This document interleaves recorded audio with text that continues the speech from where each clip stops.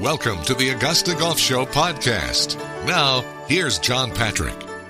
All right, David Feherty covers LIV Golf by anchoring their television coverage. LIV recently announced a new media agreement with Fox Sports. It is a pleasure to welcome David Feherty back to the Augusta Golf Show. How are you, David? I'm doing great, John. Thank you. Thanks for doing this. How excited are you and the principals at LIV about this agreement? We're really excited about it. You know, it'll give us the opportunity to just be more visible and to, get more people on board and get them kind of accustomed to the LIV Golf League. And that was going to be my question, David. Is there a feeling within the organization that, if it was just exposed on a more popular platform like Fox, fans would really begin to see the benefits of LIV? Yeah, I think so. It's a different product. It's part of the evolution of the game, I believe. We just need to get more eyeballs, and this is just the perfect way to do it. You talk about the evolution of it all, and from when I've watched, you guys have been groundbreaking with some of the graphics, some of the technology that you use in the telecast. Fox tried a lot of technology when they had USGA events. Do you see a marriage of that sort of thing happening? Yeah, I think so.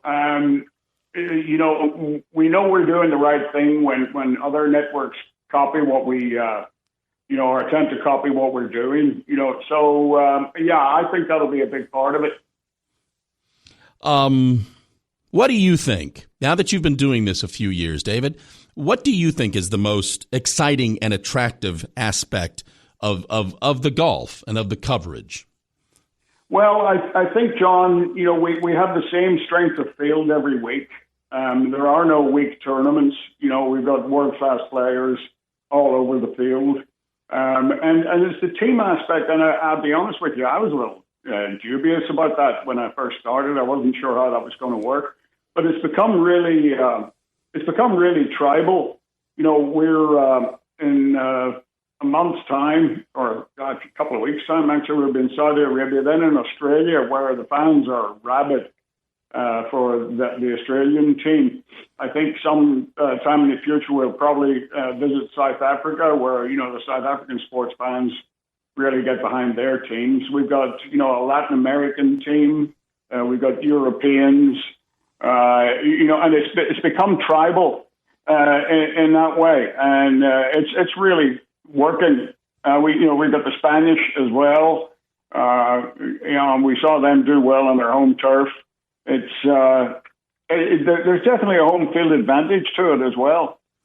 I'm curious about something you said there, David. I mean, you've participated in Ryder Cups. We've seen Ryder Cups through the years just be so incredibly popular. Why did you think the team aspect was going to be an issue? Well, it was just so new, I guess. This year it's going to be all four scores to count. All 3 days.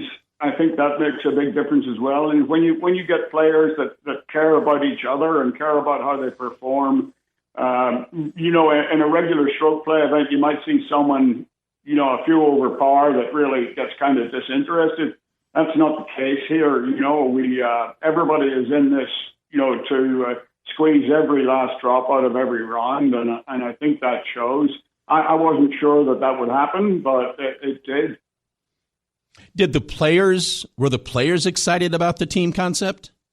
Yeah, definitely. And I think as the league, goes on, these teams will get even more tribal, and we'll start to see, the merchandising and the business part of it, the owners and, the free agents, like in other sports. Yeah. We're talking with David Feherty here on the Augusta Golf Show. So how is it received? It's got to be a good thing when something like last weekend in Dubai, when Tyrrell Hatton wins in Dubai. That's got to be great for LIV.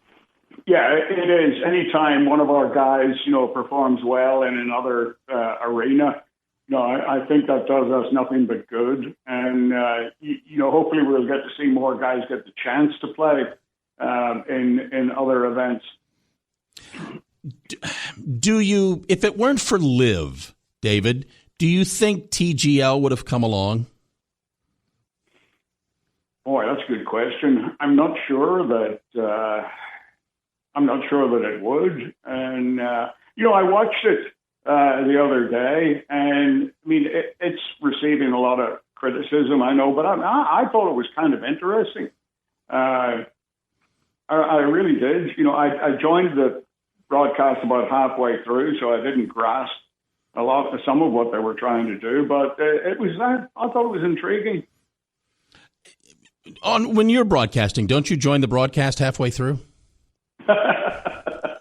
Sometimes I don't join it at all.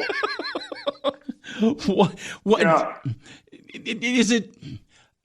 I'm just curious. The public seems to kind of fight something that goes against the norm, goes against the tradition, but the players don't. The players, I think, most of them seem to want to embrace something that's, just a little bit different than Monday through Thursday, 72 holes of stroke play. Yeah, I think you're right. And, there's no animosity among the players of the PGA Tour, the DP World Tour, or the LIV Golf League. At the end of the day, they're all still trying to get that little white ball into the hole with instruments ill-suited for the purpose. So, I think the game wins out.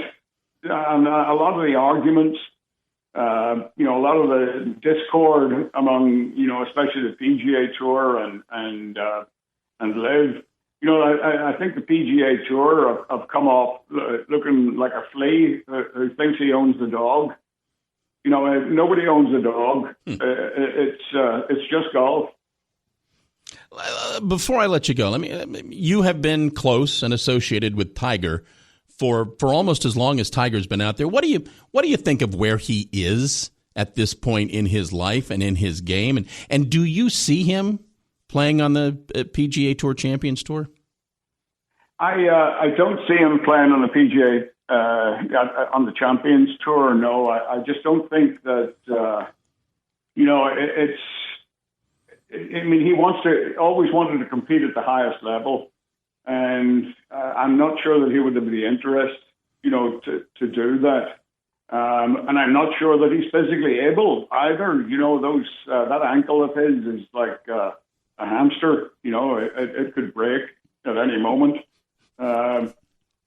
Because he has this, as incredibly fit and in good shape, as he had the smallest wrists and ankles of any player. I think, he was tiny around the feet and ankle area. And, I just don't think he's in good enough shape to do it, even if he did want to. Could you, I see this. Could you see him at least trying to take on a senior open because it's another USGA event? Yeah, maybe. That might tickle his fancy. Yeah. That kind of thing. Okay, so LIV is moving to Fox, and there'll be some coverage on FS1 and things like that. So you've been on CBS, you've been on NBC, you've been on Golf Channel. You're going to be on Fox. What's the matter with ABC? Actually, the very first event I ever did was ABC. I was waiting for this. Oh, there we go. With Jack Crane. So I've done, listen, I was thinking about this the other day. I have covered every golf tournament on the PGA Tour with a variety of networks. I've covered the President's Cup, the Ryder Cup, the Summer Games, the Winter Games with NBC. They sent me to Korea. So there's not a lot that I haven't done, and the people that I've worked with, with Jim Nance and Vern Lundquist and Dick Enberg and John Madden, and the list that goes on and on. I've been incredibly lucky, John, throughout my career. I had a 10-year career as a stand-up comedian. I've been a writer. I wrote the back page for Golf Magazine for 15 years. I've got 6 books out. It's been an incredible life, and LIV was the only thing that I hadn't done. I'd never had the chance to be a lead analyst and do something new like this, so it's just, I've been the right Irishman in the right bar at the right time when these things have been decided. That's wonderful. He is David Feherty. As they are getting cranked up for their 2025 season, it'll be on Fox Sports and the various platforms of Fox.